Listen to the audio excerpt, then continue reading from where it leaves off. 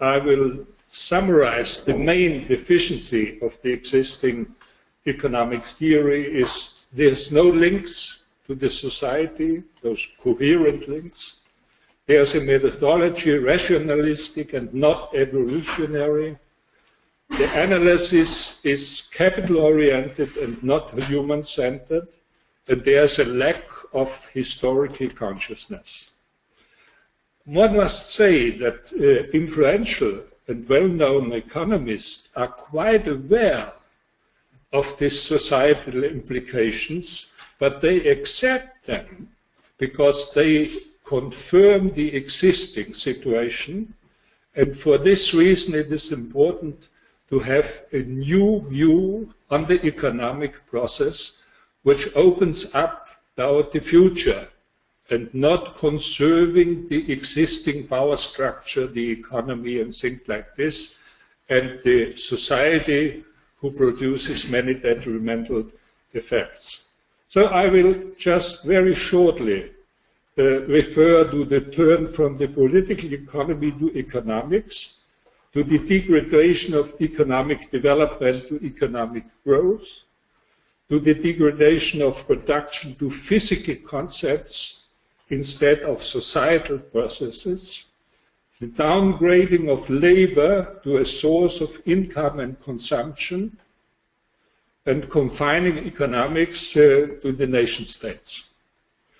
So I will very shortly go to 5 points. The first is political economy went to economics starting from Smith, who was against the physiocrats, and he included many dimensions of the society, including the role of work. Ricardo developed iron laws and stripped out societal problems.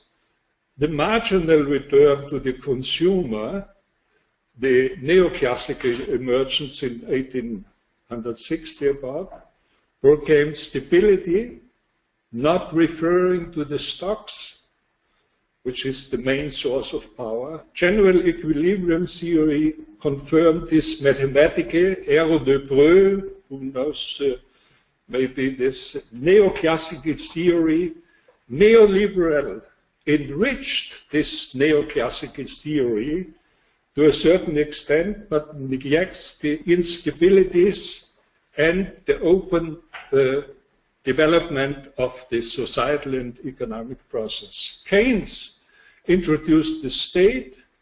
Post-Keynesian went into the income distribution and the role of money, but they again excluded the stock, which is the main source of power structure in the society.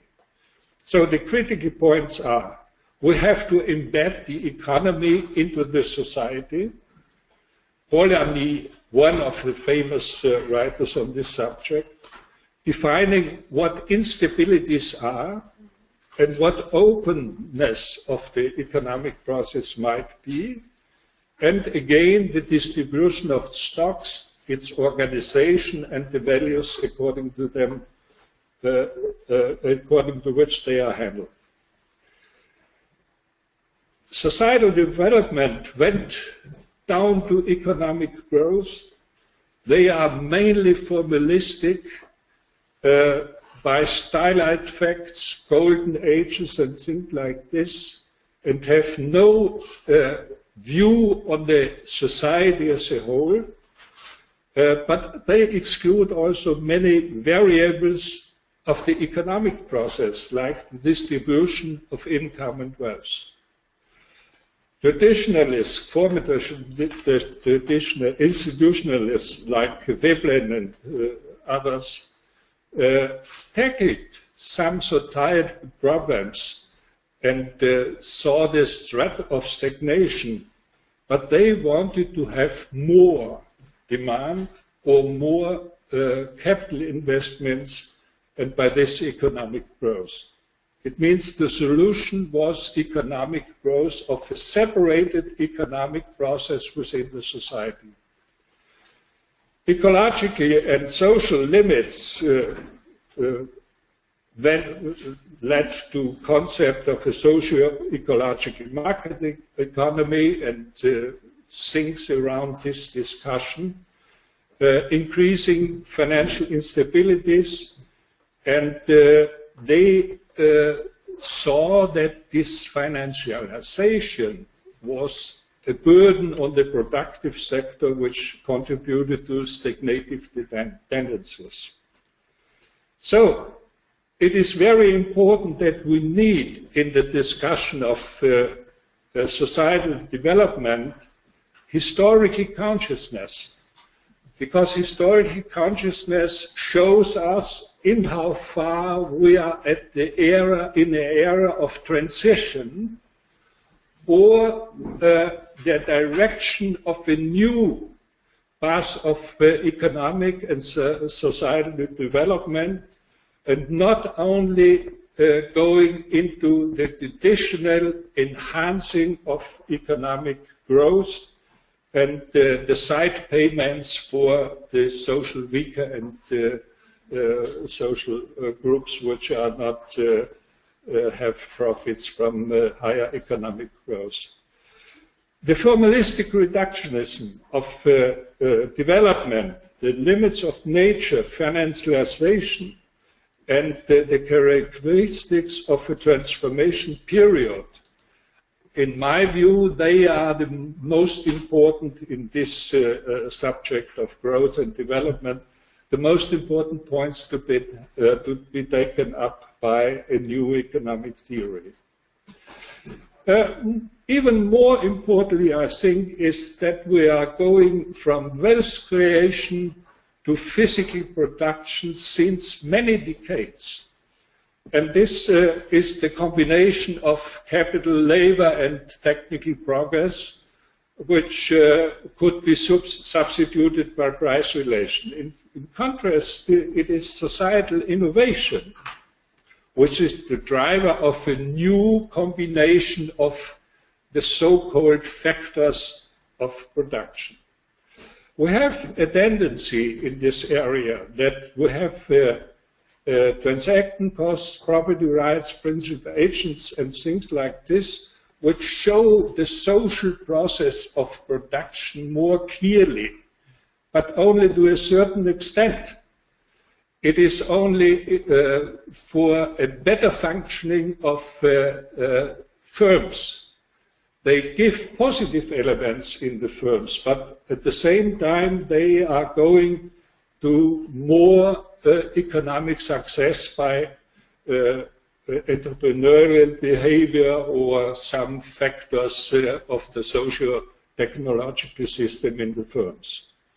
So what is not discussed is the efficiency of the existing firms for humans.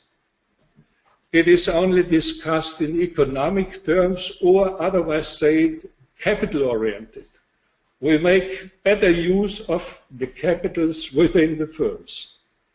Such microeconomics theories was transferred, which are based mainly on mathematics. You have very fine mathematical models of institutional development, for example, Elch and Dempsets and people like this.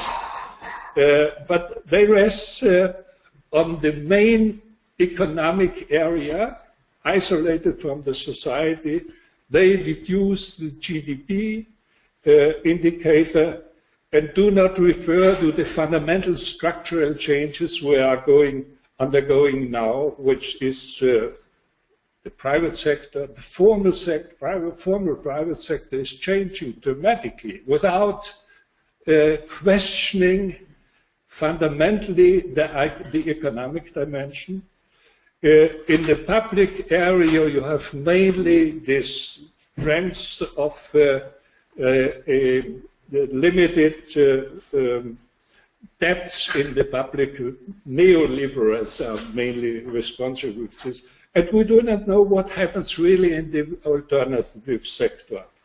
Such strengths on the economic view, purely economic view, but qualitative view, leads us to some critical points we have to define what capital is. Capital is not a physical unit, it's a social unit or a societal unit. We have to question management theories which confine themselves ultimately, in most cases, for economic targets. We have to have indicators beyond CRR and so on. And we have also to look what the creativity would be if the firms are organized differently. So the fourth point is human creativity. You know, in mainstream economics, consumption is maximized and work is the burden for it. Work is not considered as a potential for the fulfillment of life.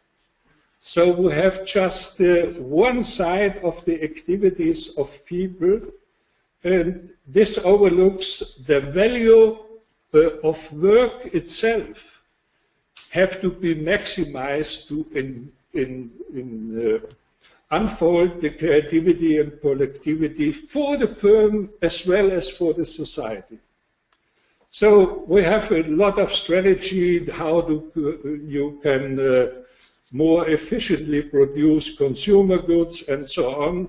We have quite a lot of ameliorations of the working conditions by humanized production technologies, but they are still repairing the faults of the capital-oriented approach. They are not going beyond, and they do not reduce consumption and reduce work to give more room for the personal life, for the social life, for political activity, a better work-life balance and well-being, which is always composed from consumption, utilities, and the activity of meaningful work. The critical points are, what is consumerism? The role of marketing, which is underestimated largely, because what we are thinking about the economy is mainly made by advertising in different forms in the society. We have to look at oligopolistic structures and certainly at the alternative sector. Finally, I come to globalization and nation-state economics. Prevailing economics is national economics. This is since 200 years the case. Everything concerns the state, which induces the competition between the states and results in higher growth. The view at the economy, at the national economy, is a growth strategy for the global development. So we have to have some strategy, competitive advantages from Ricardo, very well elaborated, but also economies of scale, which induces this competition. Instead, we have to go back to cooperation. We have to see that the world as a whole is limited, and we have to arrange ourselves within it. And this cannot be done with competition alone. We have to compete, certainly, everybody will compete, every nation, but at the same time cooperate. We need a cooperative strategy for the human development, which applies also for the national economy. You have different regions within national economies. Italy, for example, the North and South, and many other countries. So what is needed is co-competition, which should be elaborated. The critical points, in my view, are how can we imagine a global economics theory, which is not so easy, theoretically and even more difficult in the practical area, like in the strategy, how should we develop less industrial countries in face of the strength of the industrial countries? And finally, we have to develop some social capital, decentralized in many areas, but bound together at the global level in a manner which we do not know, but we have to have very urgently. Thank you.